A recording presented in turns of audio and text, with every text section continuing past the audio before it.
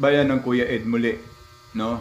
Ang post na ito ay para sa gunggong na Ralph Recto. Vilma Santos, pakiayos nga itong lintik na itong asawa mo ba? Wala na itong kalaman-laman. Ha?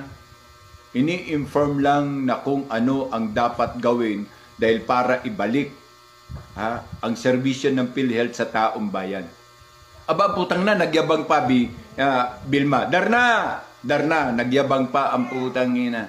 Nagyabang na wag daw utusan. Tigas ang mukha. Bakit kayo ganyan? Hindi nyo alam na ang sinasahod nyo ay galing sa buwis ng bayan. Pero ang titigas ng mukha ninyo ba? Putang ina, bakit hindi ang tulad namin ang siyang ilagay ninyo diyan para makapagserbisyo ng tama sa kapakanan ng taong bayan? Putang ina, Ralph Recto, ikaw ang tunay na isa pang animal na nagpapahirap sa taong bayan. Plus yung buwis na target ninyo. Putang na hindi nga kayo nakakapagserbisyo ng tama sa taong bayan.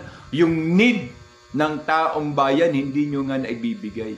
You did not meet the requirements para pagserbisyuan ang bayan. At buwis pa ngayon ang target ninyo. Gunggong, isa kang walang kwentang tao. Darna, pakikulong sa hawla ng mga buitre itong asawa mo, Darna. Wala na itong kautak-utak. Hindi ka ba nangangamba, Darna? Aba kami nangangamba, ito na naman ang pahirap sa taong bayan. Medyo konting disiplina lang. Huwag kayong mag-inarte dahil tungkulin ninyo magserbisyo sa taong bayan kasi public servant kayo. Kung hindi ninyo kaya, magsipag-alis kayo dyan dahil wala kaming pakinabang sa tulad mo, Ralph Recto. May atraso ka pa, yung PhilHealth. Tandaan mo yan. Atraso ka pa. Ngayong buwis naman, putang ina, talagang wala na talagang paglalagyan ang katarantaduhan ninyo. Susuka na ang taong bayan sa inyo. Sana makasama ka doon sa firing squad. Sana. Dalangin namin ay mahatulan ka rin ng firing squad or kamatayan. Marami kaming magpipresenta yung papatay o babaril sa'yo sa firing squad. Grabe ka.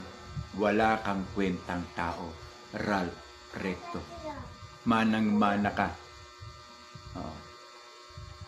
sa mga pinanggalingan yung Recto.